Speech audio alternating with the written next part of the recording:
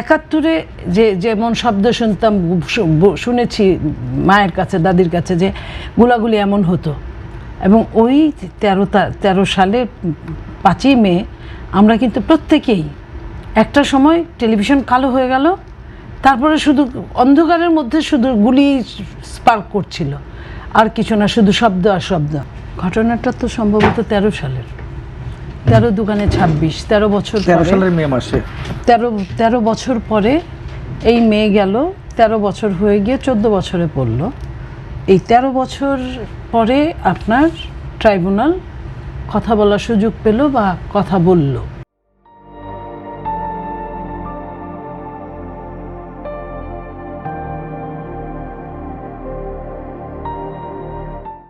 তো এখন ওই সময়টায় আমি যেটা রতন ভাই বলেছেন এতক্ষণ, আমি রতন ভাইয়ের সঙ্গে সম্পূর্ণ একমত। কারণ ট্রাইব্যুনাল যেহেতু দেখছে, এটা নিয়ে কথা বলাটা আগে অবজার্ভ করা উচিত। আরও কয়েকদিন গেলে আমরা সেটা বলতে পারি। কারণ একটা সময় এটা নিয়ে আপনার মনে আছে, অধিকারের আদিলুর রহমান জেল খেটেছে, গুম হয়েছিল, তারপরে জেলে গেলেন। তার আপনি খেয়াল করেন, উনি কিন্তু জেনোসাইডের ঘটনাটা এনে কতজন মারা গিয়েছে তার অধিকারের মাধ্যমে প্রকাশ করেছিলেন, সেটা নিয়ে জেল খাটলেন। জেল থেকে তাকে ছেড়ে দিতে বাধ্য হলেন সেই সময়ের ফ্যাসিস্ট সরকার। যখন বাধ্য হলেন, তার মানে কি, তার কোনো বিচার আর আমরা দেখি নাই। যেহেতু বিচার দেখিনি, তার মানে তার কথাটা সত্যি ছিল। আমরা তো আইন হিসাব করলে এরকমই হয়। তো এবং সবচেয়ে নৃশংস জিনিস হলো কি জানেন, একটা দেশের সরকার নিজেকে বলতো গণতান্ত্রিক সরকার, সেই সরকার ঘোষণা দিয়ে অন্ধকার করে মানুষকে যেভাবে বিভীষিকার মধ্যে নিয়ে গিয়েছিল সারাটা রাত, এটা আসলে শুধু শব্দ, আমরা তো 71 দেখি নাই ওইভাবে। হ্যাঁ, 71-এ যেমন শব্দ শুনতাম, শুনেছি মায়ের কাছে, দাদির কাছে, যে গোলাগুলি এমন হতো, এবং ওই 13 সালে 5ই মে আমরা কিন্তু প্রত্যেকেই একটা সময় টেলিভিশন কালো হয়ে গেল, তারপরে শুধু অন্ধকারের মধ্যে শুধু গুলি স্পার্ক করছিল, আর কিছু না, শুধু শব্দ আর শব্দ। তো সেই জায়গা থেকে আমরা মনে করি যে এটা সত্যিকার অর্থে তদন্ত হোক। তদন্তের জায়গাটা কিন্তু হারিয়ে যাওয়ার কথা না।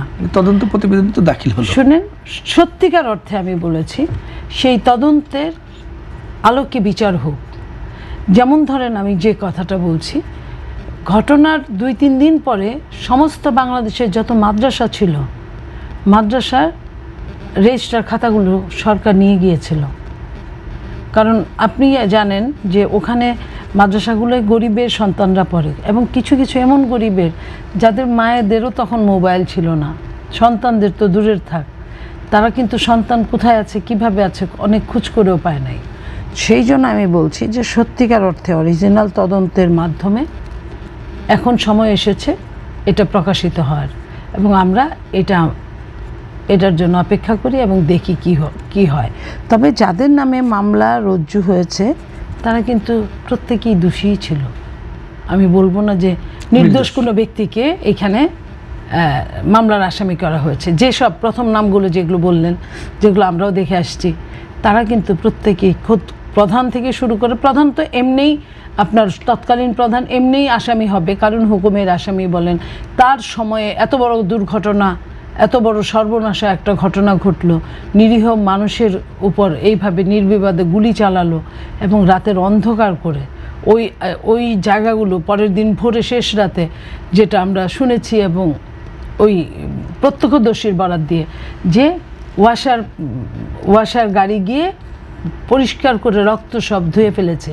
এই যে ধুয়ে ফেলা এই পুরা এরিয়া, তো এগুলো তো আসলে অনেক লোমহর্ষক ঘটনা। সেই ঘটনাগুলো সামনে আসুক, আমরা চাই যে এই ঘটনাগুলোর বিচার হোক।